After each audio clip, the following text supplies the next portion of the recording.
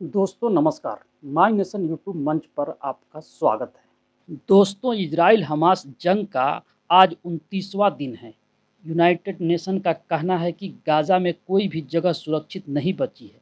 वहीं Al Jazeera के मुताबिक गाज़ा की हेल्थ मिनिस्ट्री का कहना है कि लगातार हो रही इजरायली बमबारी के कारण यहां 2200 लोग मलबे में दबे हैं। इनमें 1250 बच्चे हैं। सेना मस्जिदों पर भी हमला कर रही है।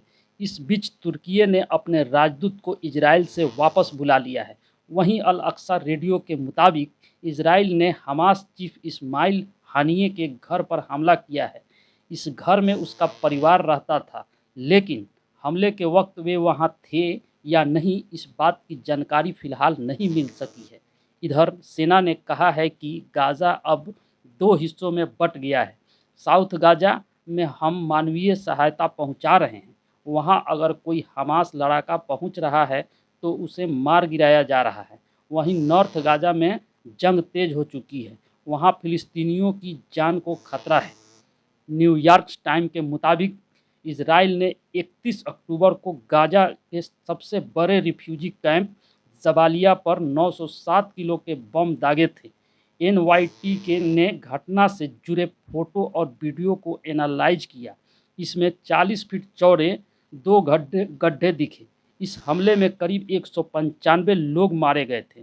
वहीं अमेरिकी सरकार ने इजराइल से जबालिया कैंप, यूएन स्कूल, अस्पतालों पर किए गए हमले को लेकर जवाब मांगा है। शुक्रवार रात इजराइल ने अल शिफा अस्पताल के पास एम्बुलेंस पर हमला किया। न्यूयॉर्क टाइम्स के मुताबिक इस हमले में 13 लोगों की मौत हुई है। इजरायली सेना ने कहा है कि हमास के लड़ाके इस एम्बुलेंस का इस्तेमाल कर रहे थे। इसके जरिए वो उत्तरी गाज़ा से निकलने की फिराक में है। दूसरी तरफ व्हाइट हाउस ने दावा किया है कि हमास गाज़ा से निकल रहे विदेशी नागरिकों की सूची में अपने लड़ाकों का नाम भी जोड़ रहा है। इसके जरिए वो उन्हें मिस्र भेजने की कोशिश कर रहा है। वहीं अल जजीरा ने दावा किया है कि इजराइल ने बच्चों के अस्पताल पर अल नासर पर बमबारी की है। इसमें कई लोगों के मारे जाने की खबर है। शुक्रवार को इजराइल में फंसे गाज़ा के हजारों कर्मचारियों को घर जाने की इजाज़त मिल गई। दरअसल इजराइल में करीब 17,000 फिलिस्तीनियों को काम करने की अनुमति मिली हुई है।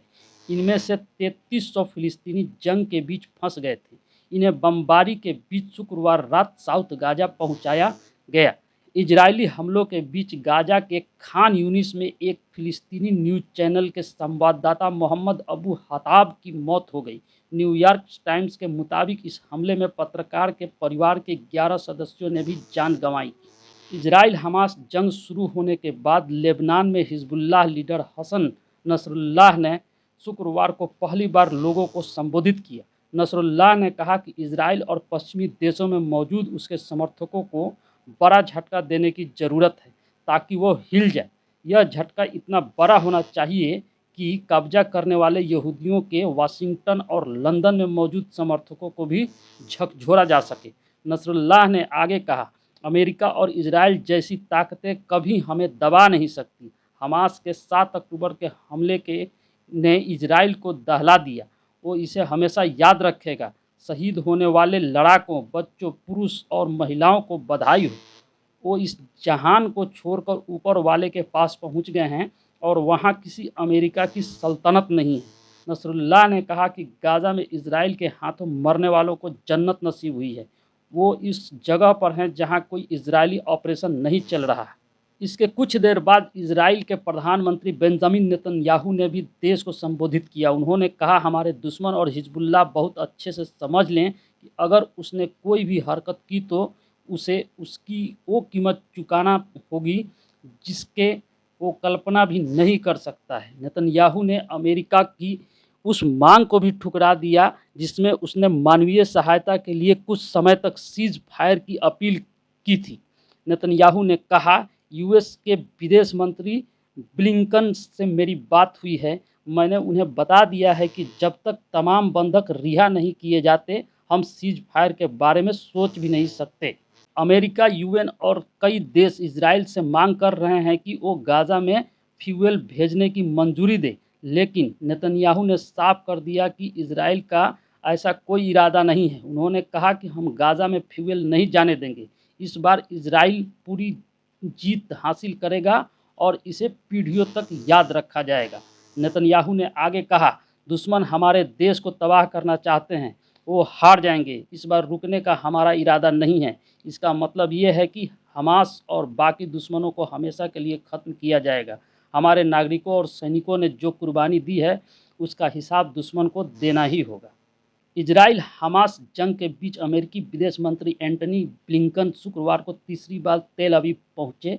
वहां उन्होंने इजरायली प्रधानमंत्री बेंजामिन नेतन्याहू से मुलाकात की। बीबीसी के मुताबिक इस दौरान फिलिस्तीनियों की सुरक्षा पर चर्चा हुई। बीबीसी के मुताबिक अमेरिका और इजराइल सीज फायर के लिए राजी नहीं है। उनका मानना है कि सीज फायर से हमास पुनः संगठित होने और हथियार जमा करने का समय मिल जाएगा। हालांकि अब अमेरिका मानवीय लिहाज से जंग को रोकने की चर्चा कर रहा है। दोस्तों, खबरों में से चुनकर सबसे अच्छी व उपयोगी खबर आपके लिए लाता हूं, इसलिए माय नेशन चैनल को सब्सक्राइब करें, वीडियो को लाइक करें और ज़्यादा से ज़्यादा सोशल मीडिया पर शेयर करें। बहुत बहुत धन्यवाद। बहुत बहुत धन्यवाद।